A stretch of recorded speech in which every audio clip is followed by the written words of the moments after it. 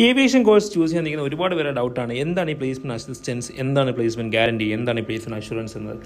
Aviation course നമ്മൾ choose ചെയ്യാൻ വിചാരിച്ച് നമ്മൾ ഏറ്റവും കൂടുതൽ സെർച്ച് ചെയ്യുക Google, Instagram, YouTube, social media പ്ലാറ്റ്ഫോംസിലായിരിക്കും. ഇവിടെ എല്ലാം സെർച്ച് ചെയ്യുന്ന ടൈമിൽ ഒരുപാട് ഏവിയേഷൻ കോളേജസിൻ്റെ അഡ്വർടൈസ്മെൻറ്റ്സും കാണാൻ പറ്റും. അതെല്ലാം കൊടുത്തിരിക്കും, ഞങ്ങൾ 100% പ്ലേസ്മെൻറ്റ് ഗ്യാരണ്ടി തരുന്നുണ്ട്, ഞങ്ങൾ 100% പ്ലേസ്മെൻറ്റ് അഷുറൻസ് തരുന്നുണ്ട്, ഞങ്ങൾ പ്ലേസ്മെൻറ്റ് അസിസ്റ്റൻസ് തരുന്നുണ്ട്.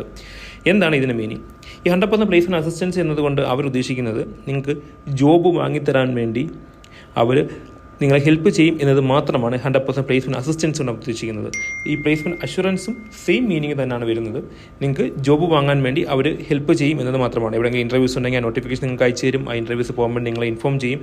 അതൊക്കെയാണ് ഈ പ്ലേസ്മെൻറ്റ് അഷുറൻസ്, ഈ അസിസ്റ്റൻസ് കൊണ്ട് അവർ ഉദ്ദേശിക്കുന്നത്.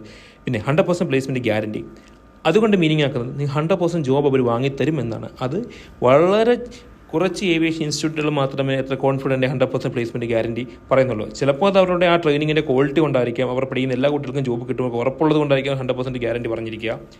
അല്ലെന്നുണ്ടെന്നുണ്ടെങ്കിൽ ചില കോളേജസിൽ മാനേജ്മെൻറ്റ് അത്രയ്ക്ക് സ്ട്രോങ് ആയിരിക്കും. ഓൾറെഡി ഒരുപാട് ഏവിയേഷൻ കോളേജസ് റൺ ചെയ്യുന്നത് ഏവിയേഷനിൽ ഇനഫ് എക്സ്പീരിയൻസ് ഉള്ള 8, 10, 15 വർഷം ഏവിയേഷൻ എക്സ്പീരിയൻസ് ഉള്ള ആൾക്കാർ റൺ ചെയ്യുന്ന ഏവിയേഷൻ കോളേജസ് ഉണ്ട്. അവർക്ക് ഓൾമോസ്റ്റ് ഉള്ള എയർലൈൻസിലും ഗ്രൗണ്ട് ഹാൻഡ്ലിംഗ് കമ്പനീസിലൊക്കെ ഒരുപാട് കോൺടാക്ട്സ് ഉണ്ട്. അവരുടെ ആ കോൺടാക്ട്സ് വെച്ചിട്ടായിരിക്കും അവർ അവരുടെ കുട്ടികളെ പ്ലേസ് ചെയ്യുന്നത്.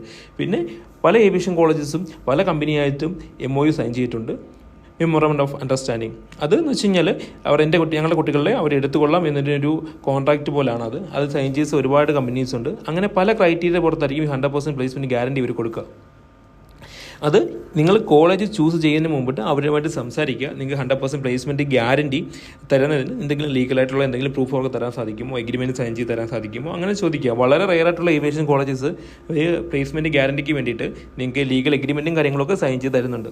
അത് വളരെയധികം ക്രോസ് ചെക്ക് ചെയ്തതിന് ശേഷം മാത്രം കോളേജസ് ചൂസ് ചെയ്യുക. അല്ലാതെ ജസ്റ്റ് അഷുറൻസ്, അസിസ്റ്റൻസ് കണ്ടിട്ട് കോളേജ് ചൂസ് ചെയ്തിട്ട് നിങ്ങൾ ഏവിയേഷൻ പഠിച്ചൊരു ജോബില്ലാതെ നിങ്ങൾ നിൽക്കുന്നതിനേക്കാളും നല്ലത് 100% പ്ലേസ്മെൻറ്റ് ഗ്യാരണ്ടി തരുന്ന ജെനുവിനായിട്ടുള്ള കോളേജസിൽ അവരുമായിട്ട് കറക്റ്റ് കാര്യങ്ങൾ കൺസൾട്ട് ചെയ്ത് എല്ലാ ഡൗട്ട്സും ക്ലിയർ ചെയ്തതിന് ശേഷം മാത്രം അഡ്മിഷൻ തീർക്കുക.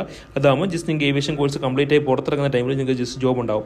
വൺസ് നിങ്ങൾ ഏവിയേഷനിൽ എൻ്റർ ആയി കഴിഞ്ഞാൽ നിങ്ങൾക്ക് കരിയർ ഡെവലപ്പ് ചെയ്യാൻ വലിയ ബുദ്ധിമുട്ടുണ്ടാവില്ല. കാരണം നിങ്ങൾക്ക് പിന്നെ മനസ്സിലാവും എങ്ങനെയാണ് ജോബ്സ് കാര്യങ്ങളൊക്കെ അപ്ലൈ ചെയ്യേണ്ടത്, അടുത്ത ഏത് ലെവലിലേക്ക് ഞാൻ പോകണം. അത് നിങ്ങൾ വൺസ് നിങ്ങൾ ഏവിയേഷനിൽ എൻ്റർ ആയി കഴിഞ്ഞാൽ നിങ്ങൾക്ക് അറിയാൻ സാധിക്കും.